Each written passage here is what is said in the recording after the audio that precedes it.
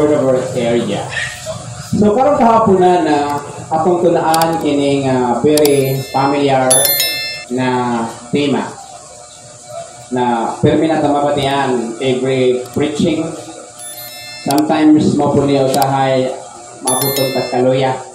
O kini po ang pinaka-nindot o pinaka dapat na ito himoon labi na ating problema. So atong tunaan kining the value of sacred prayer. So kadalo kita na ay value ang prayer. How about ang gitawag nato na private prayer? Naganamuta na sa kuha.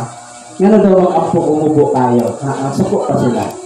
Ngano mag-ampo umubo kayo? Lahit manggot ang prayer sa public and prayer in private. In private, dira dapat ang pinakataas. In public, dapat kung pinaka-kinanglan nimo na dapat kung unsa maglati nga buluhaton, mauto ang imong iyampo. Ngayon ako sila, lagi na siya. Regarding po sa mga authors na ako nabasahan. That's why, unsa ka ang value sa usa ka secret o sekreto nga pag-ampok. So, nalaman yung mga sekreto ng mga pag-ampok.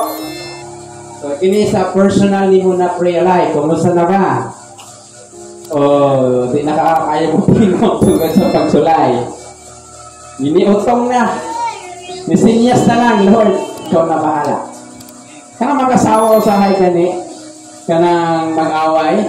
So, talagang sa mga mag-asawa mag-away na magsuryahan eh. Kasagaran, mata lang ikaw ba? Di ba? Kung diha, mga magatit-magtihan yung diha. Kamusta? Nag-istoryahanay pa ba?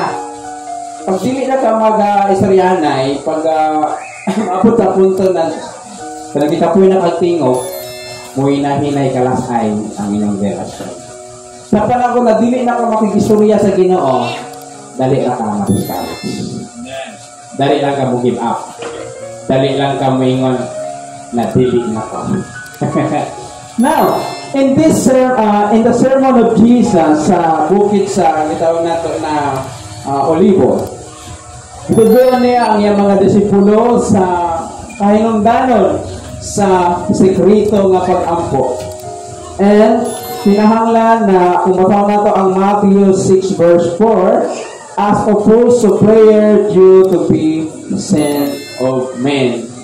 Kining prayer na makita sa tao, muna kita nga na public prayer. So, kananglan, ginagamit nato ang mga right words, ang unsa klase akong apuan. But inabot sa mga private tanan ng mga kwadra, mga sinagol dira ba? Iapil ko na pagkatilingan nimo, ang tawag nato na ang importante sa sekreto o natay gitawag nato na private prayer to ensure that the Father in heaven hears and respect our prayer. So, ginapat lang sa Ginoo ang ginahimo ng mga pag-ampo sa mga Pariseo na balik-balik ilang words. So, muna yung ginaibuhat nila, ginagitawag na sa English na redundancy. For example, talaga mo example, hallelujah. So, balik na sa. So, in prayer, in the public, kinanglan mga important words, pero in the private nimo, tanan nimo na mga ginapangayo sa Ginoo, apili man mahal sa kinabuhig pamilya, so dira nimo ginagawa nimong kaugalingon. Then, ang purpose sana para mag-close mo sa Ginoo. So, in this study, we shall examine more fully the value of secret prayer. So, naay mga i-consider nato ang advantages of this form of spiritual devotion to encourage its adoption in our daily walk with God. So, atong ihuna-hunaon, unsa ka atong makuha, unsa ang ginadasig ta para ato ang i-adapt, atong i-apply sa atong matag adlaw na kinabuhi kauban sa Dios. Now, are you ready? And 1 Timothy in chapter 4 verse 8, ngay ang lawas nung nga pagbansay may kapuslanan. Nabay kapuslanan ang exercise physically. Anak-anak ka diha, di ba? Kung hindi ka mo doon, anak-anak. Na ang purpose na para ato mga cells and muscles na malihok na. Then, Apan ang pagka-Diyos nun, mapuslanon gayon sa tanang paagi. Ingon nga niini adunay saad na kinabuhi og sa umaabot. So, unsa ang value, unsa ang ka-importante or advantages or mahatag sa atoa kung puso ang ato ang private prayer. Wala ba na to? Number 1, cultivates our spiritual nature. Iyang i-cultivate, iyang i-develop ang imong spiritual na pagka-ikaw. Amen? Nausap nato sa diyang din naka-prayer for ang ato ang spiritual mo decline, muhina. Ang ato ang physical mo na kung ka-observe tan, dari na ta masoko. Di ba? Dari na ta maglagot. Na naman, na epekto na sa ato ang wala na'y panahon sa pag-istorya sa Ginoo. Ang glory sa Ginoo, di na kayo mo flow, kay wala na kay panahon sa iya. Basta kaya ang yawa, nabutag girote sa mga nahon na, kaya nag-ampuin.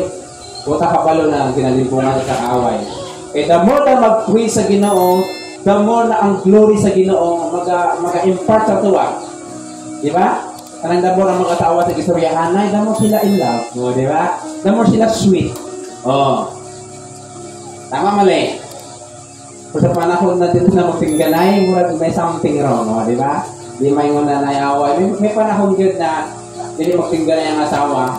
So, madamay tanan. Labi na sa pamilya, naamoy bisita, naamoy mga anak, kung kami yung magtingganay. So, makita nila, mapito sila emotionally. So, unsa daw ang value? Unsa ang bili kung kusog ang ato ang private life? Number 1, mo-cultivate. Iyahang ipakusog, iyahang ipalambo, iyahang ipaligon ang atong spiritual nature. Pag bili na gani mag-cultivate yung spiritual nature, ang ma-cultivate ang imong physical nature. Di ba ang mga ga-gym, grabe no, kada ko ay nila para macho. Ang ilang asa na gusto dili na pud dili tanan ginapuat nila. Sa ato ang spiritual, ang pinaka the best na exercise prayer. O kanina pag mata may nagampo wala. O nakalimot ka, dagan din kasi mong lamunon. Dagan din kasi mong ang kape, timpla dayo, pagbuka dayo. Wala ka makikistorya sa Ginoo. That's why, wala ka kapangayo, katapang sa Ginoo. Through regular exercise, our bodies are developed. O, di ba tama? Ang regular, ang atong exercise. So kanya ito, hindi ko mag-gym. Kaya ako mga classmates sa Bible College, pili ko gym. Tagko, di mga muscle. Ako, wala ko na apil-apil na lang. Kaya kung mag-apil mo ka anak, kinangahan ka kay anak. Na wala ko i-sponsor. Magsamot ka kung kagutom. Ilang kinaka sila itlog, ilang itunaw sa akoan, sa energy, puntahan pagsaging. Parang mo nako, naikagasto. Naku, ikaw mapil-apil sa inyo kay bulsa man ako ang problema So nakita na ko ang kwan ng ilang mga muscle. Kahit ko, kay hilig ba magbasik ko lang ko mga classmate. Tagakapiin na, ikaw ka, lagpot ka. So, ang regular exercise physically, naasa ang atong lawas may develop. So, the regular physical exercise. The spirit of man also benefits through regular spiritual exercise or godly exercise in 1 Timothy chapter 4 verse 8. So the practice of prayer is a form of spiritual exercise. So, ang practice of prayer is a form of spiritual exercise. Kaya dila sa imo hang pag-pray nimo, makisulti ka sa Ginoo, musip-sip ka sa Ginoo, magmarites ka sa Ginoo, Lord. Kana ang kauban buutan kina Lord. Himo pang labing buutan para pag-atulong ko sa balay inyo kapangapi. O, di ba? Dito ba kayo Lord magsip-sip, magmarites para wala yung mga kapatid. Kasi pangyawat, taklubot na nila sa kapatid ng yung secret na conversation sa Ginoo. So, ang saan man, ang ato arang spiritual, maglambo tungod kay naatay spiritual exercise. Prayer is spiritual gymnasium. See? Ang prayer usa sa ka spiritual na gymnasium na naa dito ang pagpadako sa imong hangpan na mutaap imong pasinsa, imong self-control, na kabalo na ka mahigugma, kabalo na ka magpasaylo, kabalo na ka magpailog, kabalo na ka maghimog maayo, kabalo na ka mag-adjust, kabalo na ka mo paubos, o kabalo na ka mo giveaway. Na naman, sa prayer na. Pero kung di ka na mag-prayer, ang may tapo, ako dapat mag-prayer. Ako. Di ba? Pero kung mag-prayer ka, sila. Di ba? May makapalo ka na bising unsa pa ang naasay mo, dili na mawala, dili na ihatag pa mo na dili na mawala, labi na kung knowledge, makatabang na siya. Prayer is educated. The man who prays grows, and the muscle of the soul swell from the weak cord of the iron hand. So, ang prayer daw sa ka-educated, kanang nagatudlo sa imo ha. Through prayer, ginatudloan ka magpaubos. Through prayer, ginatudloan ka magpailog. Through prayer, ginatudloan ka na magsalig sa Ginoo. Sabi na karon, pila na lang kanla, pag mata ni mo, oy, dahil sila, nanay bisita, welcome. O, di ba? Pila na lang ka, dali ako kayo nasa. So, through prayer, ginatudloan ka sa Ginoo na magsalig sa iya ha. Bisin wa ka gigulitan, i-surprise ka sa Ginoo, patako yung mata niyo, babahala gamay lang. Yung mata, i-surprise ka sa Ginoo, patako yun na. Kung manawag sa iyo ha, manaka i-Gcash, una ato ka sa kakuan sa Palawan. So, muna ang mahimo sa prayer, itudluan ka niya. Through freedom from, ikadua, ang cultivate our spiritual nature through regular exercise. Ikadua, through freedom from distraction. Saba na ang kuan. Ang gitawag nga to, freedom from distraction. Kung mag-pray magod ka, nakaka sa public places, dili ka makapokus. Kaya na nagdaganaan na naghinggitay diha, naapay magkapanguhit sa imuha, di ba? Mangayo, whatever diha. Where else but in the privacy of one's closest or room can one fully concentrate his effort and communion with God. So, pinagis sa gitawag na ito na secret prayer, maka-communion ka, nakay-privacy na mag-istoryanay mo sa Ginoo. Dili ka nga ito, kung makapati siya, na imo sa gisumbong sa Ginoo, Lord, grabe na yan, ihimo sa kawa, Lord, secret padit siya. O, di ba? Mayroon sa Lord, sipa asa, pag sipa na, ikaw maigo. Nung matingala ta, ang mutubag magod sa course, dili ang Ginoo, ang yawa. Pag itong lumo na ito atong kauban, ang yawa ang action. Dili mo liyo kang Ginoo, dili man na sa iyong anak. Pero kung blessing ang imo ang i-pray, bisan pag ipasakitan ka, ang Ginoo ang mulihok, i-bless ang tao, paingon sa imo ha, o i-bless po sa taga-atog kaniya. Yung sa, so on sa mga our secret prayer, i-cultivate our spiritual nature, pray na atay freedom sa distraction, kita ma-disturb. Even in the assembly of the church, it is easily to be distracted. O, di ba, mag-pray ka, maguna-huna ka, kung tayo mong isulti, pati kung na makabagti, pati kung niya, kung saan mo din prayer, ako man to. O, di ba? Ako muna nag-advance na, isulti ka na, Lord, isulti na ako, o, makulbaan na ka. Pero kung naka-secret prayer, so, okay tayo. Dapat ako ang i-develop. Ikatulo, through emphasis of personal concern.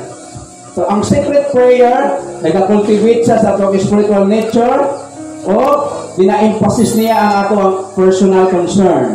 Public prayer is naturally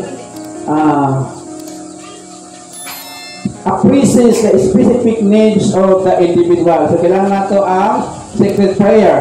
Private prayer provides an opportunity and pour out our soul to God. So, maghatag na kay gayunan ang personal nato na prayer na magbugo nato ang mga ginabati sa Dios. Dapat sa prayer ni mo na sa. Pag i-push out ni mo na, mag-away pa mo. Di ba? Kita na nakagya na. Pag nakay kaaway, dito kayo magsumbong para mahila ka, ma-release ni mo ba? Pag hindi mo na ma-release mo ang nasi mo sa imong kasing-kasing, manganak na. Manganak na, mga puna, magsuffer na ka, di nakakatulog. Pero kung sulti naman sa Ginoo, Lord, grabe ka ang gibuhat niya, Lord. Kabalutod ka na wala ko gibuhat sa iya, ha. Ang tabangi ko na malab na ko siya. O, di ba?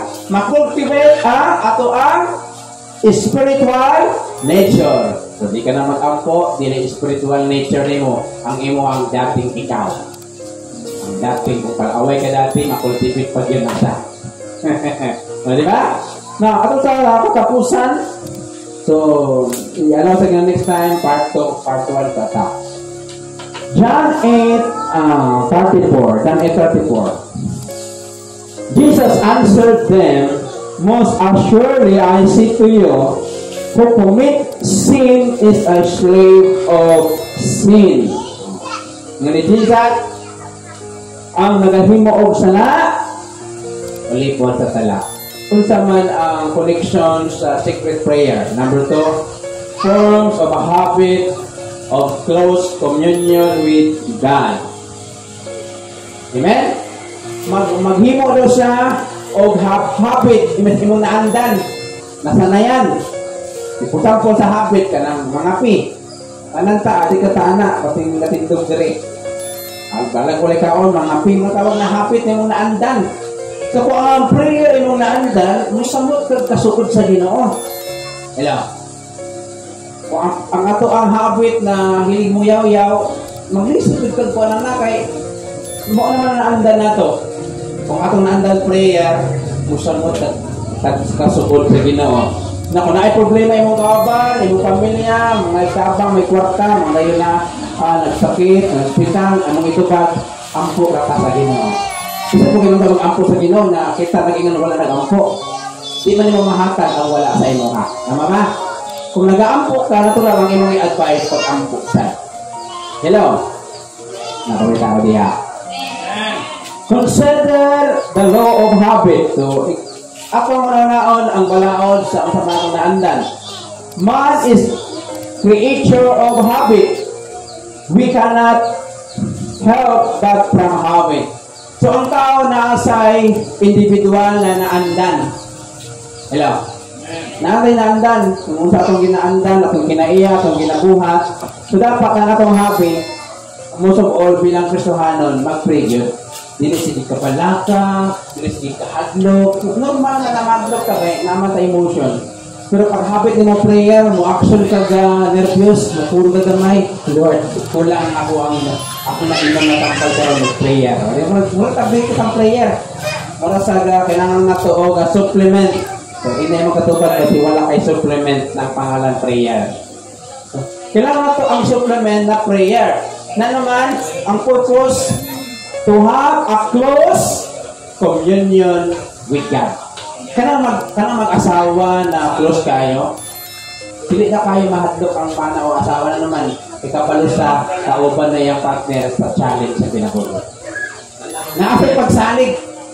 Diba? Di sa mag-uol, sa mahadlok, may pagsali ka sa akong bana, pero may kastoryanay, hindi ko na ilisan ko niya, o bisan tumagan. Ang kayo pagsali, na naman, nag-close, nag-doon lang yung relasyon tungkol sa tigimog kastoryanay. Pero ka na mag-asawa, hindi mo pingganay. So, masyak na nakapuhon. Mga bulag na diya. Kailangan lang dyan na naan mo yung time, mag-kastoryanay sa inyong problema, sa inyong mga plano, sa inyo ang giagian sa mga adlaw, ito katrabaho ang isa, pagkapoy akong trabaho, ang sabi, di ayaw na timpla ka piyo, di ba? Pero kung di ka magtingog-tingog, wala may turyane, wala may communication, so ginang lang dyan. Labi na pero kung layo imong bana, magkatrabaho, so ikaw di ka mag-communicate sa Ginoo para sa imong bana. Di ba? So, ang sa mga ito po, kung naka secret prayer, ma-form ang habit of close, what? Communion with God. For one who engages in a regular godly practice, the formation of habits can be a good thing. Kung kita daw na ataya, ato ang nahimo, ang regular, ang community na habit na to ang mag-ampo, ang may tabuan na asay, gitawag na to na good result. Okay? The habit of a secret prayer is no exception. Wala na exception kini kung mag-pray ta personally. Regular practice of secret prayer so Nagtatanong daw forms of a habit that lends itself in the development of close communion and fellowship with God. Kung naatay personal na prayer sa Ginoo, buntag ito hapon sa amanang nagkaon ka, maka-develop na siya o pinaugalingon nimo na gitawag nato na fellowship sa Ginoo. Listen sa mga magsuon o mag-anak o giliganan, kinanglan yun mag-istoryahanay. Tapos muna po, the value of secret prayer. Number 1, i-cultivate niya ang imong spiritual nature.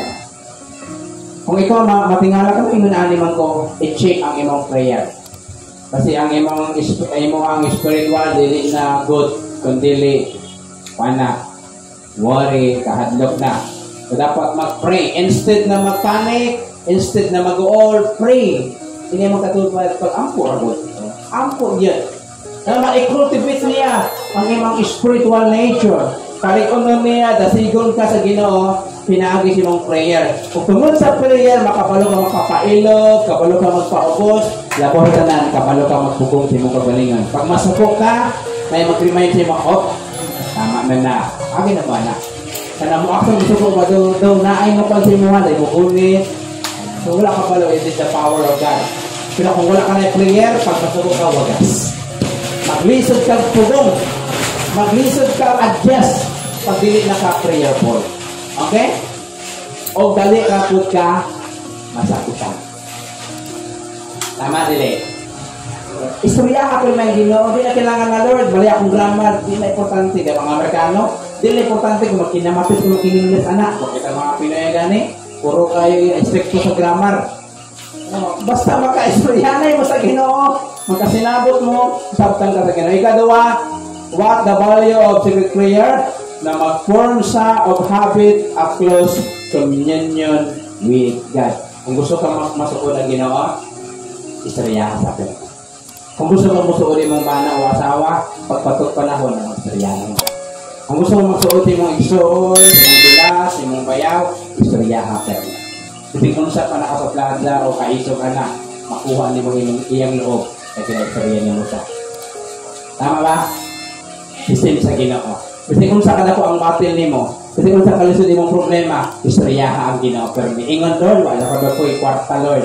Akong plano, maaraw gani, di ba? Psalm 37 verse 4, delight also in the Lord, and He give you the desires of your heart.